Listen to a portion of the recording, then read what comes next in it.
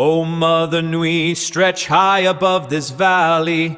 Your starry body is our glory.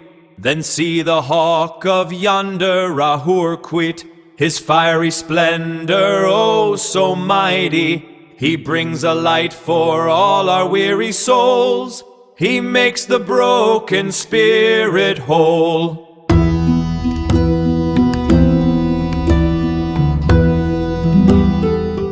Welcome to today's deep dive. So, picture this. It is 1887, and an aristocratic French soldier serving in the Foreign Legion basically just vanishes into the jungles of Tonkin, which is, what we now call Vietnam. Right. Years later, he emerges, but completely changed. Exactly. Not as a military commander, but as an initiated Taoist master. Today, we are digging into Jocelyn Godwin's first English translation of this soldier's 1905 book, The Primordial Tradition of Ancient China. It is quite the text. It really is.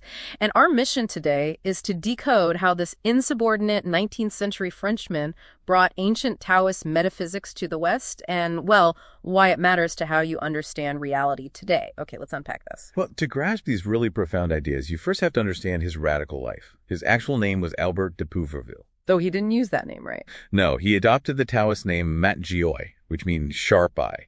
He absolutely despised administrative authority, joining the Legion under a false name, which is what landed him in Vietnam, where a Taoist master actually initiated him. And then he goes back to Paris, but he doesn't just, write normal memoirs. He sets up this wild study. I mean, we are talking a 4,000-book library and an opium bed. Yeah, he essentially becomes a Gnostic bishop. Right. It is basically a 19th century esoteric Batcave of cross-cultural synthesis. That is a great way to put it. And what's fascinating here is how Mat Gioi bridged the East and the West. He provided the entire metaphysical foundation for René Guénon and the traditionalist movement. Which is a huge deal. It is. He wasn't just collecting exotic artifacts. He was finding structural similarities between Eastern wisdom and Western esoteric traditions. Which brings us to his most controversial claim, really, about the I Ching. People usually see it as a parlor trick, right? Like throwing coins to predict the future. Right, but Mat Gioi insists it is not a divination manual at all. He calls it the first monument of consciousness. Yeah, he says the hexagrams of yin, the broken lines, and yang, the straight lines, are the graphics of God. Exactly. He divides Chinese tradition into 3 tiers. At the bottom is Confucius, which is the social tier. Then in the middle is Laozi, representing the rationale. But the very top is Fohi, the metaphysical. Here's where it gets really interesting. I have to push back a little. If the I Ching isn't for fortune-telling, isn't it just abstract math? How do you mean? Well, how does a stack of broken lines actually chart the universe? Because it is a map of the metaphysical journey of destiny. The solid yang lines are active energy, and the broken yin lines are yielding. Oh, wow. Yeah. So it is a closed-circuit map. It shows how we literally emanate from divine perfection, navigate this messy material duality, and ultimately reintegrate with the absolute. So what does this all mean for us today? How does this ancient geometry diagnose our modern crisis? Well, Mat Gioi strictly separates intelligence from reason, and this is crucial. Right, so reason is just purely human logic, like a computer's local processor. Yes, and intelligence is a sacred faculty connecting us to the absolute. Like the Wi-Fi connecting us to the universal network. Perfect analogy.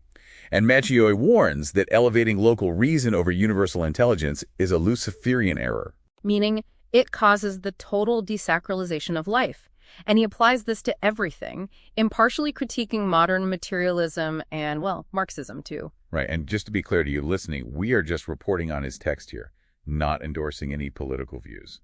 Absolutely, we do not take sides. We're just explaining his critique that relying purely on reason leaves humanity spiritually stranded. Exactly. If we connect this to the bigger picture, he wants us to become heroic adepts. Meaning spirituality isn't passive, it is active combat against information overload. Right. The I Ching is a living tool to balance our modern hyper-rationalism with deep unitive knowledge. Which brings up a wild final thought for you to chew on. Mat Gioi believed Chinese scripts was a literal theophany. A divine manifestation of symbols, yeah. Right. So if written language can possess divine geometry, what hidden metaphysical forces might we be casually wielding in the everyday text messages we send to one another? Are we translating the fundamental geometry of the universe without even knowing it?